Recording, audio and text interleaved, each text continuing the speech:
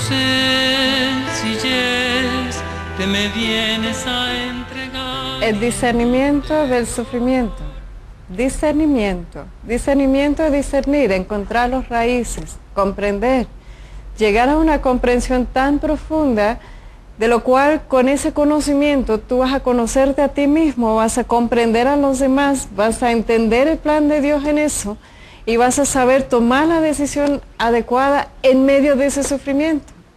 Como primer paso estuvimos viendo a Jesucristo gritando desde la cruz, diciendo, Padre, oh Dios mío, ¿por qué me has abandonado?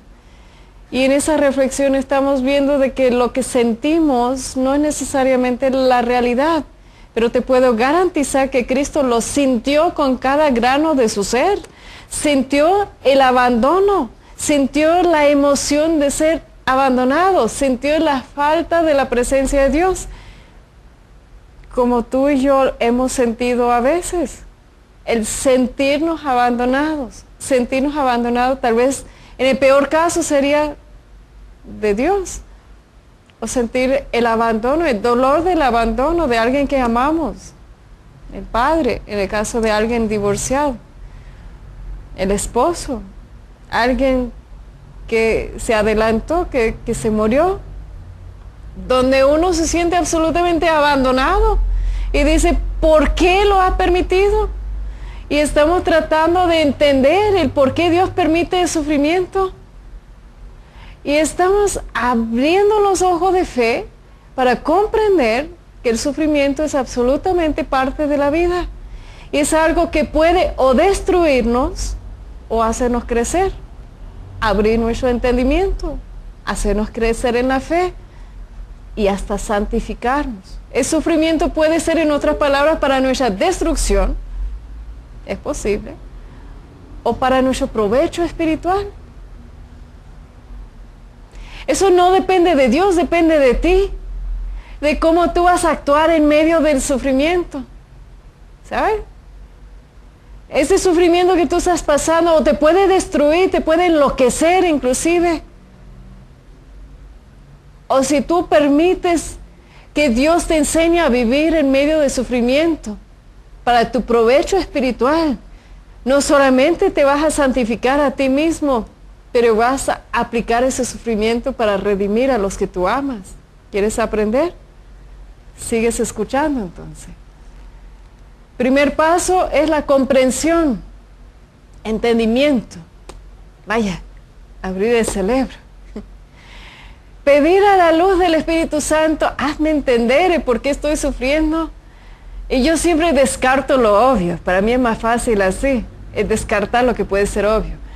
Me veo si estoy durmiendo lo suficiente.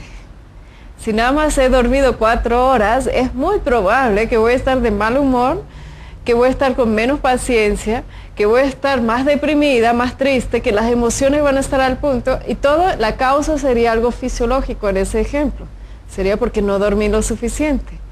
Si no estoy tomando suficiente agua, por ejemplo, algo tan básico.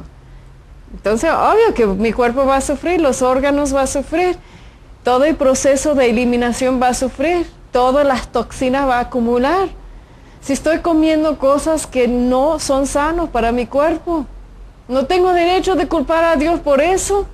Yo con libre decisión estoy metiendo cosas tóxicas a mi cuerpo. Yo no vengo a hablarte como nutrióloga, ni como médico, ni nada, pero como algo que he aprendido en ese caminar espiritual es que sí hay que descartar razones de sufrimiento que son fisiológicos. Y si tú luego encuentras, tal vez con la ayuda de un médico, aquí en Eclesiástico capítulo 38, van a ver, los médicos son regalos de Dios para nosotros. Dice, respecta al médico por sus servicios, pues también a él lo instruyó Dios. El médico recibe de Dios su ciencia y del rey recibe su sustento. Gracias a sus conocimientos el médico goza de prestigio y puede presentarse delante de los nobles. Dios hace que la tierra produzca sustancias medicinales y el hombre inteligente no debe despreciarlas. Está diciendo que la medicina y el médico son instrumentos de Dios para nuestra sanación. Es decir, que cuando hemos diagnosticado un problema médico, Se puede ir con el médico y tratarse con medicinas. Yo conozco personas que dicen, no, yo voy a poner mi fe en Dios y no voy a tomar medicinas y no voy a ir al doctor y no voy a hacer la cirugía porque tengo fe, voy a ser sanada. Oiga, si el mismo médico es instrumento de Dios, ¿quiénes somos nosotros para negar esa ayuda y para no aprovechar de las medicinas que Dios mismo ha permitido llegar a nosotros? Un buen diagnóstico médico nos ayuda entonces a enfrentar cual sea esa cosa que nos está causando un sufrimiento físico. Pero hay personas en su desesperación que se van en medio de esa enfermedad. No es por nada, pero me llevaron ahí, en Chiapas me llevaron a esa iglesia y me dijeron cuidadito porque hay cosas raras ahí. Pues yo entré y ¿sabe lo que yo vi? No es por nada, pero es ahí, lo pueden ver ustedes. Matan gallinas. Oiga, alguien en la familia se enferma y alguien lleva o huevos o refrescos o gallinas. Eso no solamente en México, en otras partes del mundo, pero yo hablo de lo que yo vi.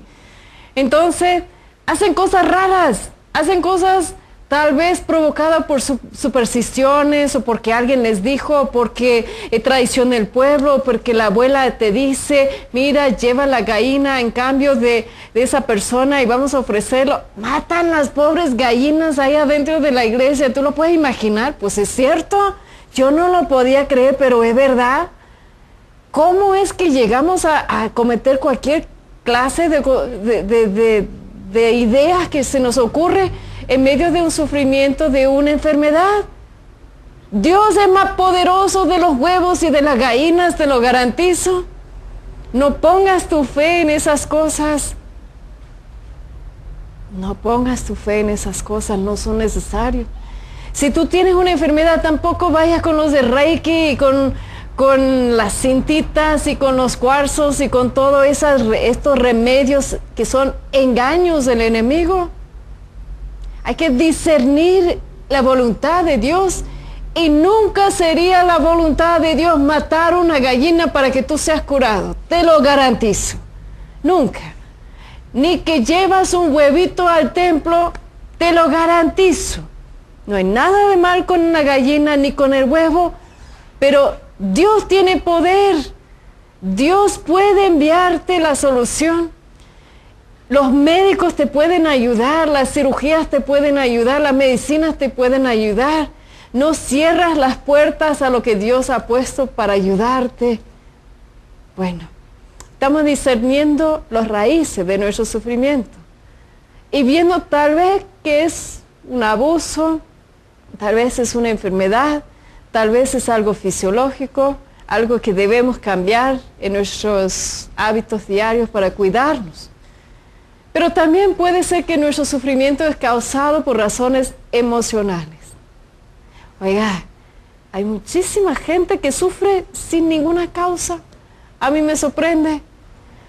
Se imagina muchas cosas y su sufrimiento es causado por sus pensamientos, su forma de pensar. ¿Acaso tú no conoces a alguien así? Alguien celoso, por ejemplo. Alguien que se tortura.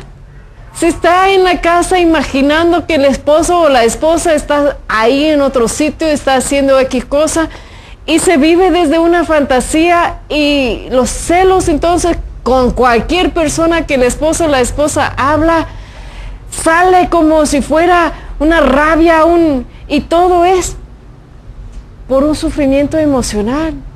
Ideas que son como fantasías, ideas que no son verdad. ¿Y te acuerdas que te dije? Las emociones te engañan, pero también los pensamientos te pueden engañar. Los pensamientos tóxicos, donde juzgamos a otros y nos atrevemos a veces a decir, esta persona es mala, esa persona quiere hacerme daño, esa persona es así.